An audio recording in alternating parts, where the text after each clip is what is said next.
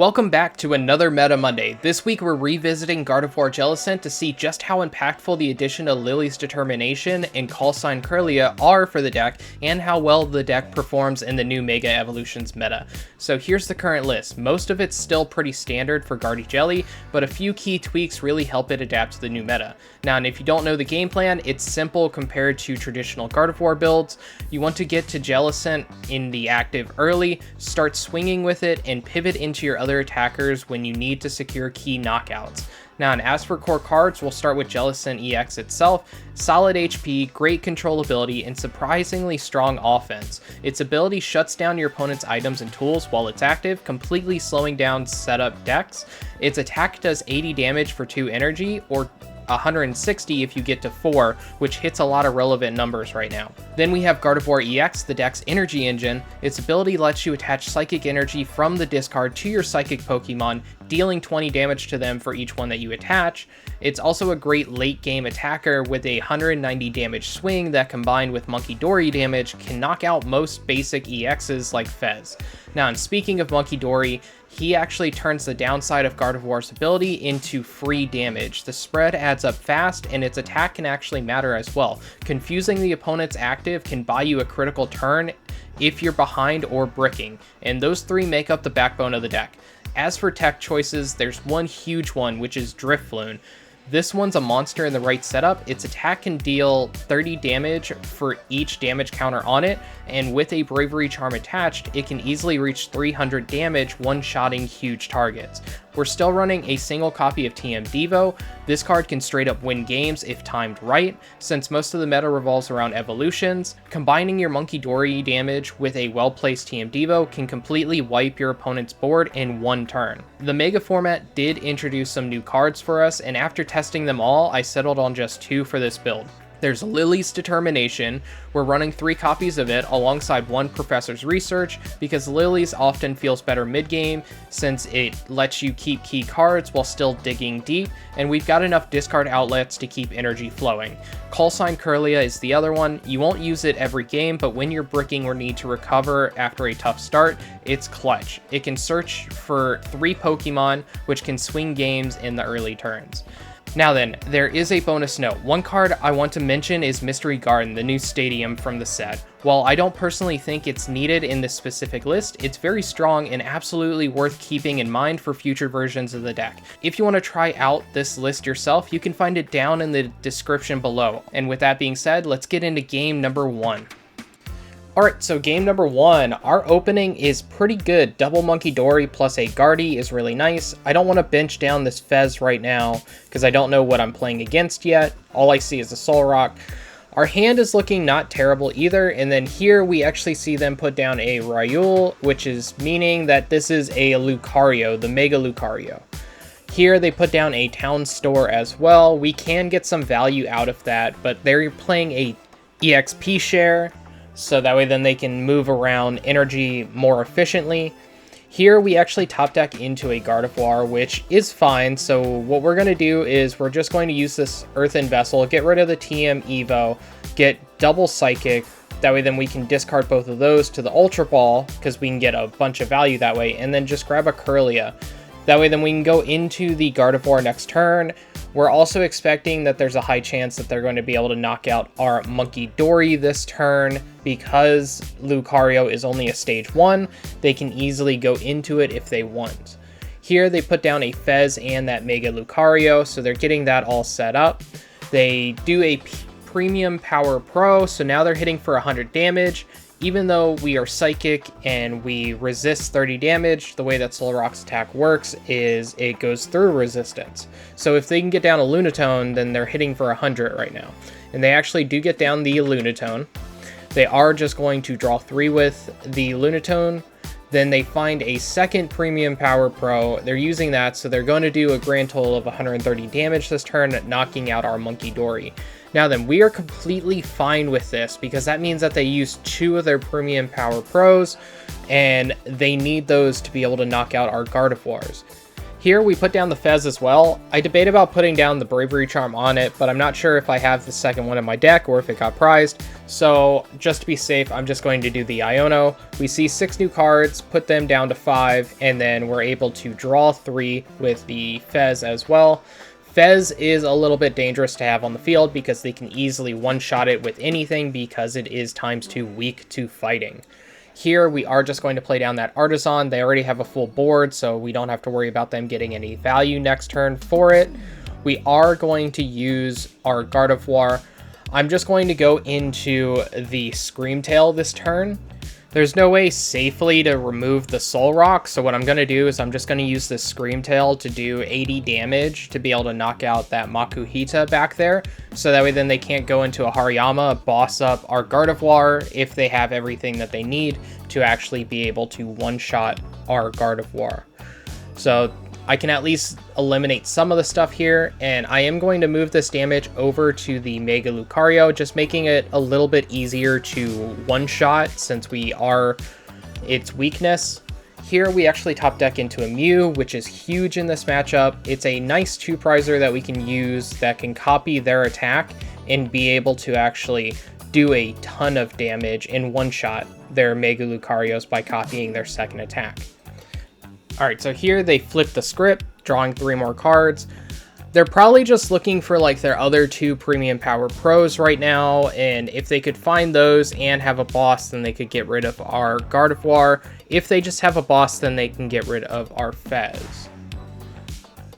Alright, so here he placed down a Maractus, so that's a pretty cool tech, and it's a little scary for us because we do have this Fez down on the field. They could boss up our Fez at some point and then be able to just counter and lock it in the active for a while.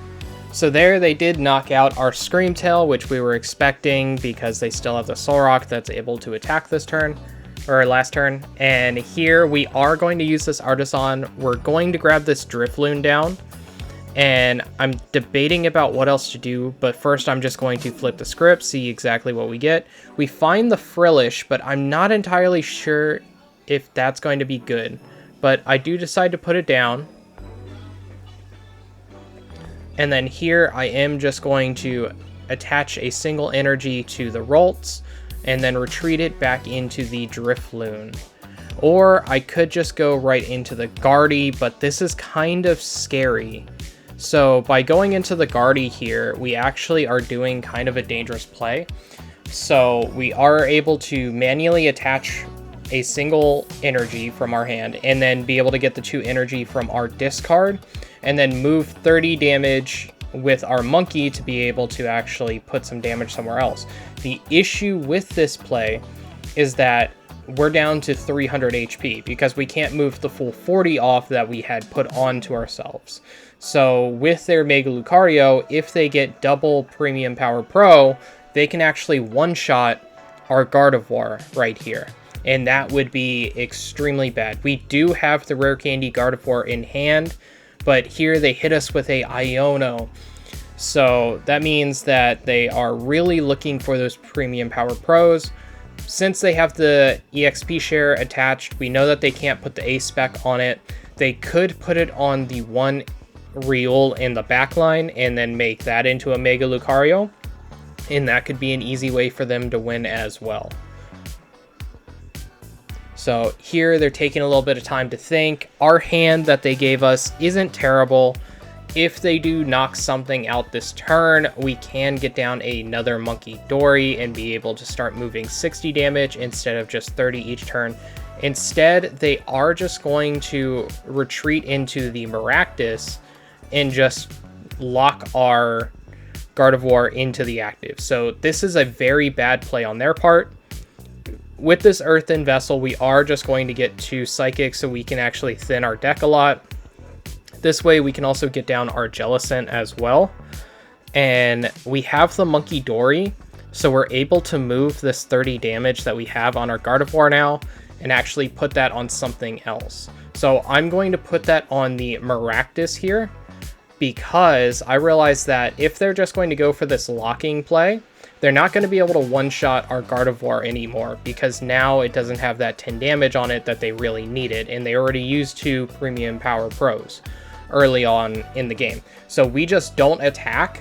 We're not going to knock out this Maractus by attacking. We're just going to knock it out with the damage from Munkidori by moving the damage that they do to us over to them. So this is a huge play by us. They do hit us with another Iono, but we are completely fine with that. I'm going to attach this Psychic to our Fez. The reason why I do this is just in case they decide to counter up the Fez, we do have a way of retreating it when we can. So here, again, we just pass. We're not even attacking. We have them down to only 30 HP left on that Maractus, and that is completely fine by us. All right, so here they are just setting up another Mega Lucario back there because they know that they're going to have to use their A-Spec at some point if they want to be able to one-shot a Gardevoir pretty well. So here I make a huge mistake that could have actually lost me the game. So I attached that Psychic to our Gardevoir. What I should have done is attach both of the Psychics in our discard to our Jellicent and just move 30 damage off of there. Yes, our Gardevoir would still have 10 damage on it, but we would have been able to retreat it, attack with the Jellicent to still get this extra knockout without having our Gardevoir be in harm's way. They would have then needed any extra card if they wanted to get rid of the Gardevoir on their next turn. This way, we kind of open ourselves up to where they're going to knock out this Gardevoir most likely, and then we're forced into having to find Rare Candy plus Gardevoir in order to be back into the game. So here they do use Artazon, and they're just looking through their deck, seeing exactly what's left to make sure that they have a win condition still. If they prized their A-Spec, or if they prized one of their Premium Power Pros, then they don't have a way of one-shotting this Gardevoir. So that's something that they're probably thinking really hard about, and I would be too. Now then, our hand's not the greatest right here either, so we most likely will have to use a Lillie's Determination next turn. And here they do use the Night Stretcher just to get back a fighting energy. And then they do flip the script, so now they're up to 9 cards in hand. They're really just trying to draw into their way of answering this Gardevoir right now. Alright, so here they play down their A-Spec, which is what we expected it to be, that maximum belt. They play a Hessel, so they're able to look at the top 8 cards of their deck and pick 3 of them to add to their hand. So they get a Hariyama, and then they get a Gravity Mountain. So Gardevoir is definitely getting knocked out, but we have the Night Stretcher, so all we need to do is just top deck into a Rare Candy and we win the game. So this is the moment of truth. Do we find it? Otherwise we have to use Lillies to find it.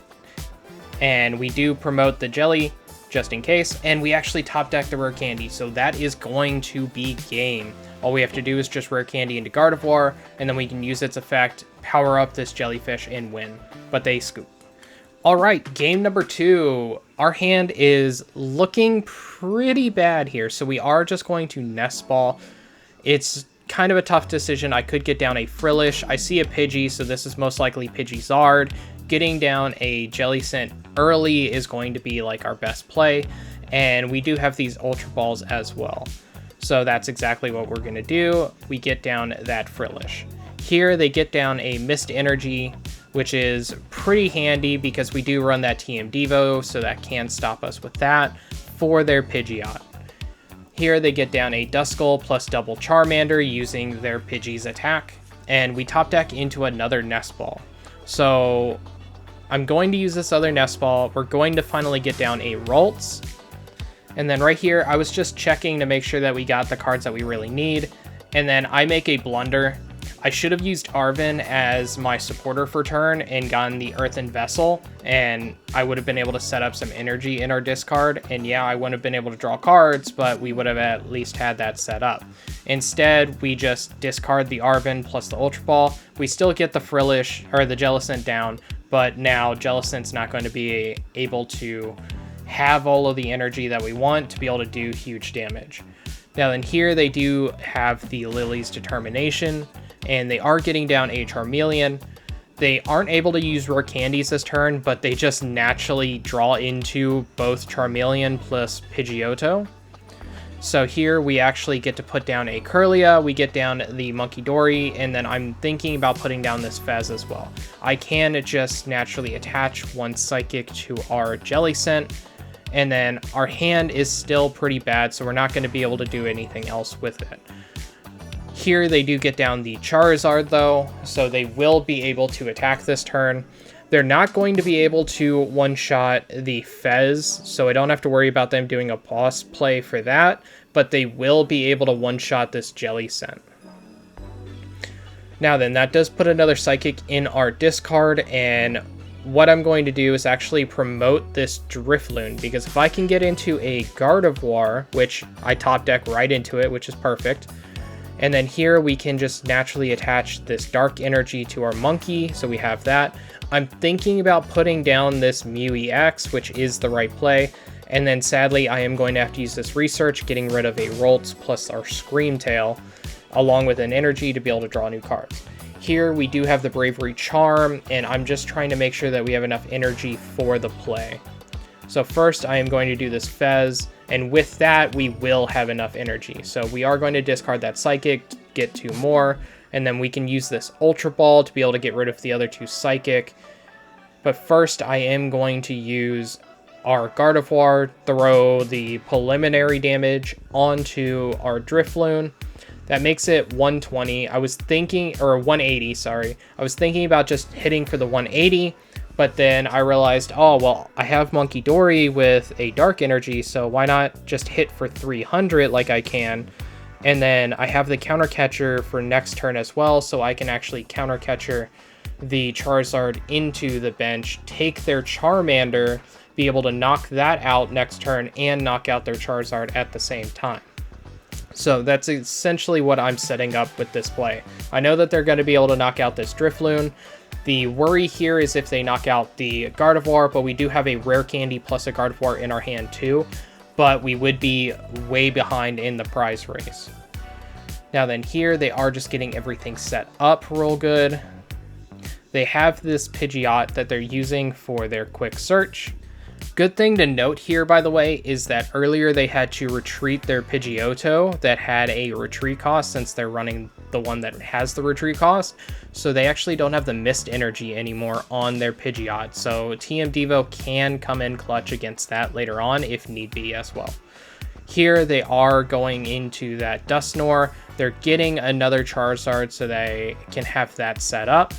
And then they just use their Super Rod on a single energy. And they do use the Dusknoir. They pop our Munkidori, which is very bad for us. We get a Frillish off of our prize though. And we do have another Munkidori plus a Dark Energy in hand. So luckily we have our bases cleared for everything. They don't have a free way of getting the Gardevoir up. And then here we are just going to promote the Gardevoir ourselves. We have enough energy in the bin. And I'm thinking about doing Rare Candy Gardevoir here, so I do.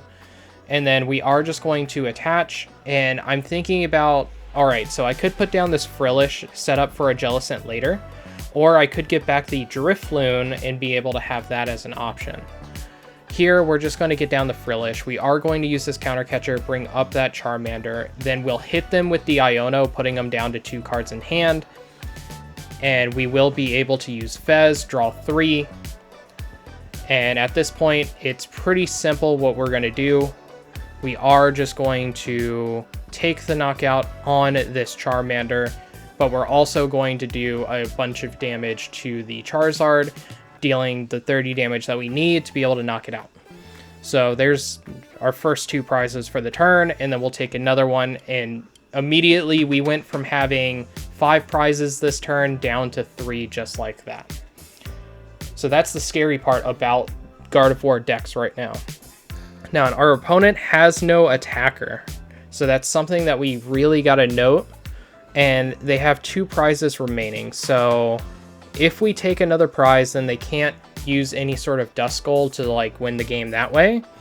But at the same time, they are just completely setting up everything that they need as well. Here they do just quick search out the Iono, putting us down to 2 and them down to 2. and then they put the Tatsugiri up. Now in here, I'm checking my discard. I see that we have the Jellicent, and I kind of focus in on that Jellicent too much. So this can pretty much lose you the game in this position, what I'm doing right here. So I do get back the Jellicent, I do go into it, I'm getting it powered up, I'm able to move that damage around with Munkidori, and the reason why I'm saying that this can lose you the game is because all your opponent needs to turn off Jellicent is just getting it out of the active. And here we are going to be taking a prize, so that means that Counter Catcher or Boss can gust away this Jellicent out of the active, and then they could do something like a Rare Candy Charizard for game. So they had the Boss, they're going to be able to quick search for the Rare Candy that they need into the Charizard, and they'll be able to win. What we should have done is just promoted the Frillish, attacked with that, taken a turn of no knockouts, and then taken 2 knockouts on the following turn. So here are my final thoughts on Gardevoir Jellicent in the Mega Evolutions format. The new Kirlia and Lillie's Determination feel fantastic, adding both stability and consistency, and Drifloon is absolutely insane right now with so many high HP Pokemon in the meta. If you enjoyed the video, make sure to hit the like button and subscribe for more. I post new Pokemon TCG videos every Monday, Thursday, and Saturday, and I hope to see you guys there.